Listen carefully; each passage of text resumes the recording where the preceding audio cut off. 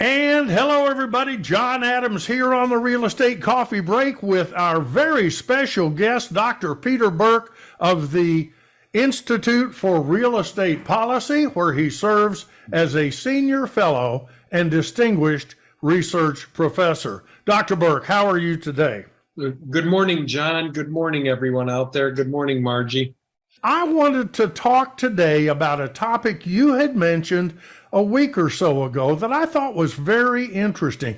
This is a phrase that realtors often use: marry the house, but date the rate. What's that all about, Peter? Well, you got to find a house to love and live in and enjoy. And you've also got to realize the mortgage to finance it, it's probably not going to be a long-term 30-year mortgage for you. There will be periods and opportunities to refinance. Peter, has anyone other than my parents actually completed a 30-year term mortgage? There is no one in history. No, my parents did. Yes. My parents. But my parents lived very much the baby boom parents' life, the Depression and World War II, and bought a house when Daddy got back from the war using the GI Bill and 30-year VA loan, all that good stuff. Anyway, here's some statistics that I'd like you to comment on. Median home price in the U.S., and this is as of first quarter, we don't have second, certainly third quarter yet, but it's coming, $428,700. Median, I believe, is the point at which half the sales are above and half are below. Yikes, that seems high. That is a big number. And this is a stunning statistic. It says here, and this is from Realtor.com, home prices in the U.S. increased by 30% from 2020 to 2022. I, in 2020, said that the current level of increase was unsustainable. What do I know? All that from a little virus. Well, and I think people are forgetting the fact that the pandemic, over the protestation of some people, including Dr. Fauci, is approaching its conclusion. Although I did see today a woman inside an enclosed automobile wearing 2 masks. Better safe than sorry. I guess so. And this is stunning to me. This particular index that we're looking at here is the Case-Shiller Home Price Index, and they picked 1980 as just 100. That's a start date. And here we are. Prices are up 416% between 1980 to 2020. And now we've had 30% since then. I keep saying this is not sustainable. I mean, prices can't keep going up 16% a year. In a perhaps a more realistic number, this is an average now rather than a median. This is take all the sales and divide them. Zillow Home Value Index puts a typical home price right now at $354,000, which is still an awful lot of money. But Peter, I keep hearing people say, well, I shouldn't buy now because I'm thinking that home prices might drop and rates will come down.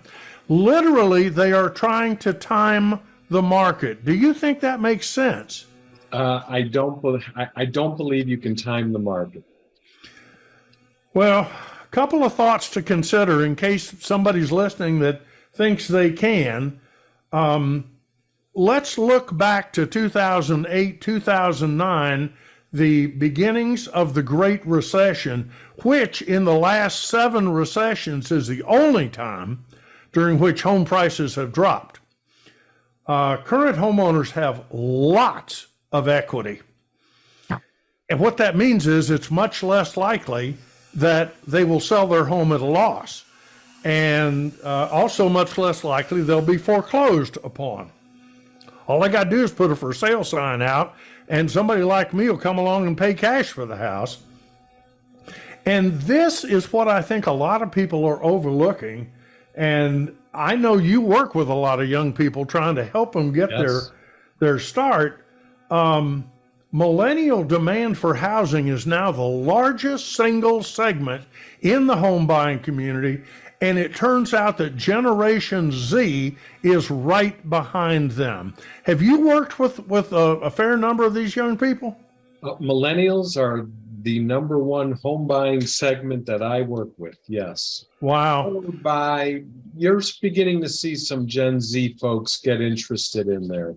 Interesting about Gen Z, those that are interested are actually fairly well qualified, which is an encouraging sign. The ones that I talk to, their student loans are in check, they have good, stable jobs, and they are going to be ferocious home buyers, I suspect.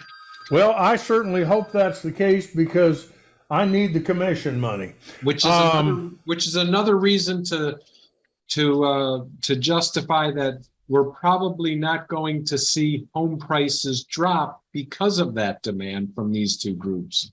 Well, the interesting thing is, if you look at the demographics, the millennial demand has not yet peaked. Yes. And the Gen Z is just now starting to come along behind it. So I think there's going to be a continuing demand for maybe 5 or 10 years anyway, and we'll see what happens after that.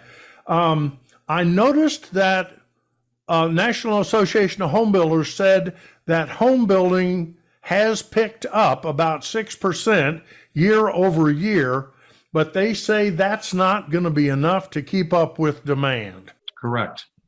And then finally, you had pointed out that most of the borrowers today, especially the ones who originated their loans in the last few years, are better qualified than similar buyers in 2008, 9, and 10. Does that mean they're less likely to default? Yes, there's a lot more underwriting and ability to repay to confirm that these borrowers are going to have long-term success than there was 15 years ago at this point. Yes. So if somebody's sitting on the fence right now, listening to you right now, and they're saying, well, there's going to be foreclosures and the rates are going to go through the floor. No. You think it's likely? No. Here's a chart I wanted to share with people. I think it's pretty interesting. You can follow the arrow here. This is average rates on 30-year fixed rate mortgages. This is actually Fannie Mae, Freddie Mac delivery rates. And you can see this is where I started in real estate, 1978 to 82, when rates just spiked. Up and down, up and down, up and down. And this is not unusual. I think it's great that we have a trend that went for about 30 years of declining rates.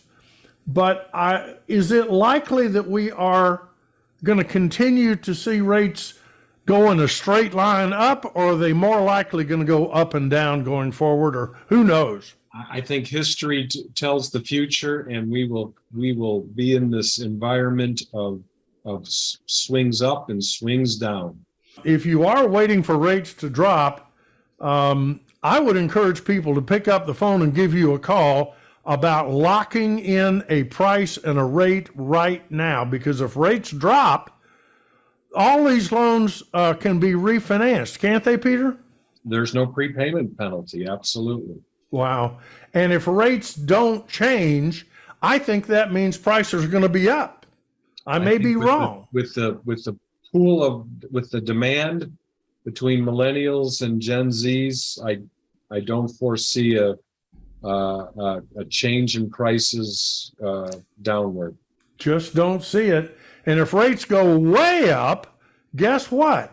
The one thing that will drive them way up, or that will happen as a result of that is home prices are going to be up. And I've seen it happen again and again. The reason they will raise rates up to 17, 18%, which I don't think they'll do, but if they did, it would be in an effort to quell inflation, and that inflation would tend to drive home prices. So who knows? We'll see what happens. Traditionally, real estate has been a reliable hedge against inflation. Nobody knows for sure what's going to happen in the future. But Peter, would you comment, please, on the time frame?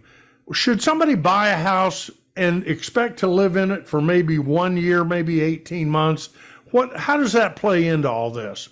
You've got transactional costs that which can be 6, 7, 8% to buy and sell a home. So when you do find something, you've got to be prepared to hold on to it.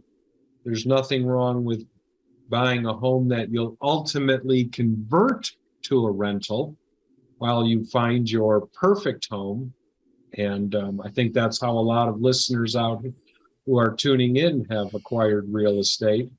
But if you're buying a home to live in, I think you've got to be committed to staying there 5 years. And I do say today, if you do have a son or daughter, there are a number of down payment assistance programs, which I essentially call free money, that will give you that down payment. And they've got it's based on income, and the income caps are so high that many of these Gen Zs and millennials will qualify for it. So there's a further reason to consider it, because there is a motivation to put out that down payment assistance money. Peter Berk, thank you. Where can people get hold of you this weekend? My phone is already ringing. It's 678-557-9759. Peter Berk, we always appreciate you. 678-557-9759. Peter, thank you, and thank you for your support. Talk to you real soon. Yep. See you next week.